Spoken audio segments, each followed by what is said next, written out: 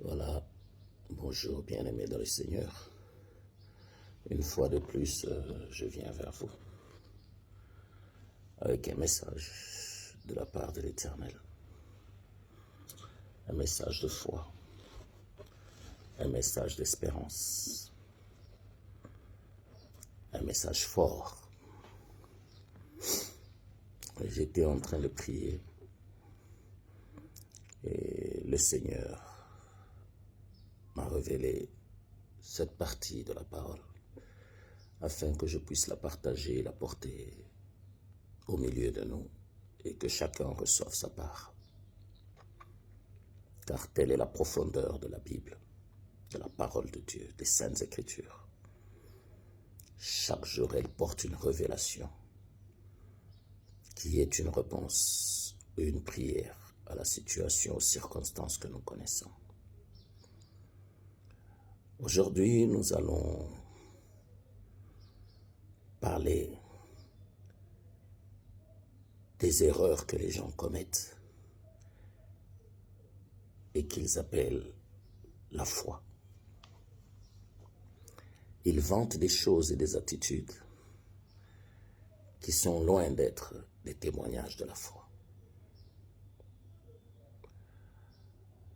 Lorsque nous lisons l'histoire d'Ézéchias,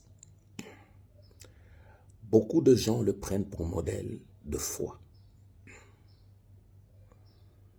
Parce qu'il a fait une prière à laquelle Dieu a répondu à l'instant. Mais ça, ce n'est pas un miracle. Dieu dit dans sa parole, celui qui se retire dans l'intimité de sa chambre, là, Dieu précise, s'il m'invoque, je lui répondrai. L'intimité a deux exigences. La solitude, parce qu'il faut être en intimité avec Dieu. Et la foi. La Bible va encore plus loin. Lorsque tu viens dans ma présence pour prier, et que tu te souviennes que tu as un problème avec quelqu'un, arrête, va réparer, va faire la paix, va chercher la justice, va dire la vérité. Quand tu reviendras, alors là, moi l'Éternel ton Dieu, je t'écouterai et je t'exaucerai. Est-ce que notre marche, notre vie correspond à ça? Car lorsque nous prions, nous sommes dans la présence de Dieu. Mais seulement quand nous sommes dans l'intimité. L'intimité peut être un lieu, l'intimité peut être dans l'état de ton âme. La Bible dit, Dieu dit à Ézéchias, prépare ta maison, dans 3 jours, tu vas t'en aller. Ça veut dire, tu vas mourir dans 3 jours. La chair va mourir, mais puisque j'ai agréé ton esprit, ton mode de vie, j'ai trouvé que tu es juste. Maintenant, je veux que tu viennes me célébrer, que tu viennes me louer avec les saints anges, que tu viennes t'asseoir à ma droite. Mais écoutez-vous qui prenez Ézéchias pour un modèle de foi. Non. Ézéchias est une erreur de jugement, ce n'est pas un modèle de foi. Ézéchias entend ces choses. Mais Ézéchias était un homme de chair, attaché à la chair. Il faisait du bien, c'est vrai. Il avait l'abondance des biens, oui. Dieu s'était pourvu. Mais Dieu connaissait le cœur d'Ézéchias que nous ne connaissions pas. Tel que Dieu connaît le cœur de chacun de nous. Lorsque Dieu dit cela à Ézéchias, Ézéchias regarda ses avoirs. Ézéchias a oublié la foi. Ézéchias a oublié que nous sommes venus esprit, nous retournerons esprit. La chair n'est qu'un manteau. La chair n'est qu'une couverture, la chair n'est qu'une image, un symbole par lequel Dieu se révèle en nous avec son esprit, afin que nous soyons porteurs d'un message, que nous ayons la grâce que nous avons. Ézéchias a regardé ses biens. Ézéchias a regardé ses avoirs. Ézéchias a regardé sa gloire. Ézéchias se dit, je ne peux pas laisser tout ça et m'en aller. La Bible dit qu'il s'est mis à genoux. Oh, quelle erreur! Il implora l'Éternel de ne pas le laisser s'en aller. Et la Bible dit, en un instant, Dieu parla à son messager et lui dit, va dire à Ézéchias que j'ai écouté sa prière. Mais le même Ézéchias qui avait prié a douté de sa propre prière. Et il demande à l'envoyé, par quel signe, reconnaîtrai-je que l'Éternel m'a exaucé? Mais ça, c'est de la folie. Et après un échange, il se met d'accord avec l'Éternel. Si le temps avance de 15 degrés, personne ne jugera que c'est un miracle. Parce que le temps a toujours avancé. Mais si tu recules le temps de 15 degrés, là, je saurai. Donc ça veut dire, non seulement Ézéchias avait fait une forte prière sincère, mais puisque la chair avait déjà dominé sur l'esprit, Ézéchias a douté de l'exaucement de sa propre prière. Et il demande à Dieu un signe. Beaucoup parmi nous sont comme ça. Ils ont des problèmes. Ils vont crier à l'Éternel. On ne prie pas seulement parce qu'on a des problèmes. On prie parce qu'on rend grâce à Dieu pour ce qu'on est, ce qu'on a, ce à quoi on a échappé. Où nous allons. La prière ne doit pas être pour toi une condition selon laquelle, s'il y a un problème, alors je cherche la face de Dieu. Non, la prière doit être une vie permanente pour un chrétien. Voilà pourquoi la prière d'Ézéchias n'est pas un modèle de foi, mais une erreur de jugement. La Bible nous dit, alors Dieu recula de 15 degrés le temps. Écoutez, je vais vous dire une chose. Lorsque Dieu a fixé le temps de ton départ, tu peux invoquer son nom de toutes les manières. Tu peux aller à la montagne, te jeter dans la mer. Tu partiras à cette date. Parce qu'en Dieu, il n'y a aucune ombre de variation. Dieu ne ment pas, Dieu ne se trompe pas, mais il a fixé toutes choses selon ses desseins éternels. Donc, quand Dieu a donné à Ézéchias 15 années en arrière, ça veut dire la date de la mort d'Ézéchias a été maintenue. La date du départ d'Ézéchias est restée maintenue selon les desseins de l'Éternel. Seulement, du jour, si Ézéchias avait 45 ans, Dieu a reculé les 45 de 15. Ézéchias se retrouvera à 30 ans. Parce que la date du départ ne change pas. Oh, comme la date fixée pour la prophétie, elle ne change pas. Tu peux prier, crier comme tu veux. La date que Dieu a fixée pour la prophétie ne change pas. Parce que c'est une parole certaine qui court vers son terme. Quel est le terme de la prophétie? Quelle est la gare de la prophétie? Quel est le lieu du repos de la prophétie? C'est toi, mon frère. Alléluia, c'est toi, ma sœur. La prophétie court vers toi. Ne la cherche pas, mais la Bible dit, attends-la. Mais tu l'attends où? Dans quel contexte? Dans quelles circonstances? L'esprit d'Ézéchias est un esprit d'erreur, parce que c'est un esprit qui s'est attaché au matériel. Est-ce que le matériel peut acheter la foi?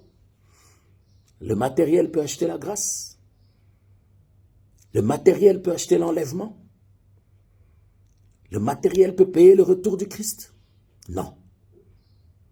Attachons-nous à la parole de Dieu et à la foi, non pas au matériel. Et lorsque je rentre en arrière, je regarde Noé. Noé a eu le même esprit. Il a obéi, il a été un modèle, mais Dieu le connaissait. Dieu lui a fixé un temps. Mais Noé, dans la gloire et l'orgueil humain, s'est ajouté un temps. Et la Bible dit, quand la colombe est rentrée avec une feuille d'olivier, Noé n'a pas compris que les temps étaient accomplis. Mais Noé referma la brèche. Et quand Noé a refermé la brèche, waouh! La Bible dit, la colombe fut attristée. Elle n'a ni mangé, ni bu, ni parlé. La colombe symbolise le Saint-Esprit de Dieu. Et la feuille d'olivier symbolisait l'onction. Donc si la colombe avait parlé, l'onction serait tombée dans l'arche. Et tout ce qui est dans l'arche porterait le nom de Christ. Parce que Christ signifie avec l'onction de Dieu. L'enfant Jésus est devenu Jésus lorsqu'il a été baptisé d'esprit. Oh, l'eau du baptême qui est descendue sur Jésus par Jean, c'est là que l'enfant Jésus est devenu Jésus-Christ, parce qu'il a reçu l'esprit et l'onction. La colombe de l'arche qui a voyagé depuis Noé n'est revenue que sur le Christ, Jésus. Combien de générations ont été sacrifiées? Lorsque vous attristez le Saint-Esprit, alléluia, autant de générations sont sacrifiées à cause de vous. Noé, dans son orgueil, étant assuré de sa grandeur, ajoutera un temps, descendra de l'arche, s'enivrera et maudira sa postérité. Parce que la gloire l'a trompé. Mon bien-aimé, que la gloire ne te trompe pas. Le matériel n'amène pas au ciel. C'est une faveur pour faire le bien au prochain. Ce n'est pas un sujet d'orgueil ou d'arrogance. L'esprit de Noé a agi dans le cœur, dans la chair, dans l'âme, dans les pensées. Oh Dieu Tout-Puissant, d'Ézéchias. Il a choisi le matériel plutôt qu'à la foi. Mais écoutez une chose, ce que j'aime, c'est que Noé est parti d'un point vers un autre point. Comme Adam avait quitté le centre vers l'Orient. Oh, je veux dire à quelqu'un, cet homme d'Ézéchias n'est pas un modèle de foi, mais c'est une erreur de choix. Le matériel a guidé sa vie. Et la Bible déclare, les 15 années que Dieu a données, alléluia, à Ézéchias, de la Genèse à l'Apocalypse, aucun homme n'a péché comme Ézéchias jusqu'à ce jour. Il est mort pécheur. Quel est le choix que tu fais lorsque le temps de Dieu arrive? Le temps de Dieu peut arriver pour que tu traverses la vallée de l'ombre de la mort. Le temps de Dieu peut arriver pour que tu sois paralysé.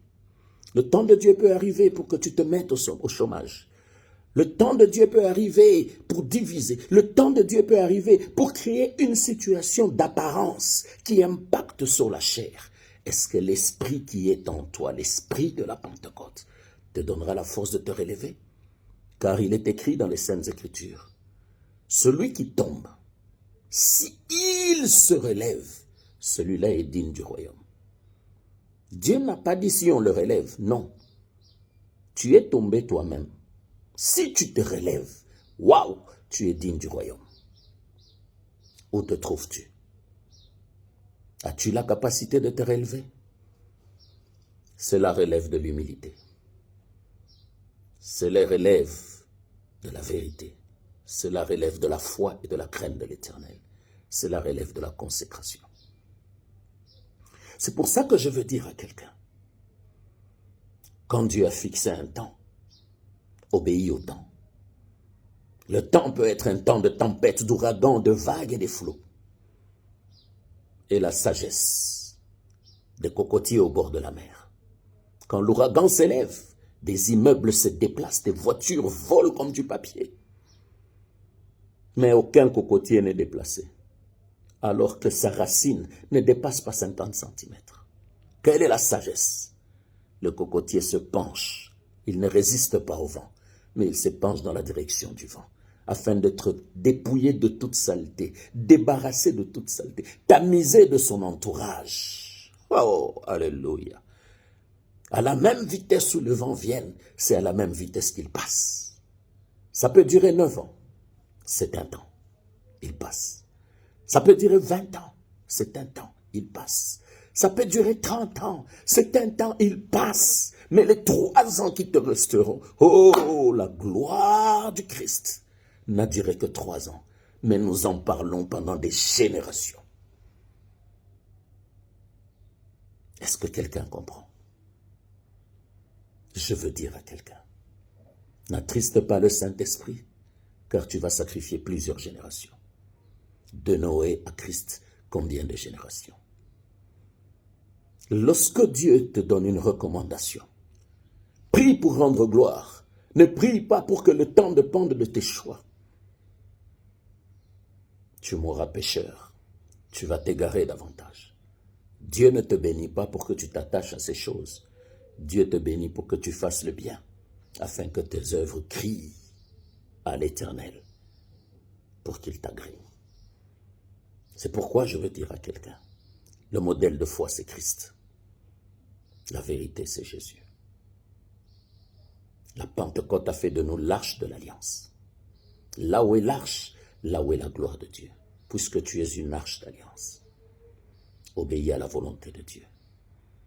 Ne te laisse pas souiller ou attacher au matériel. Tu perdras la grâce. Ézéchias n'est pas un modèle de foi, mais c'est une erreur de jugement. Corrige ton erreur et que Dieu bénisse sa parole. Au nom de Jésus-Christ. Amen, amen, amen.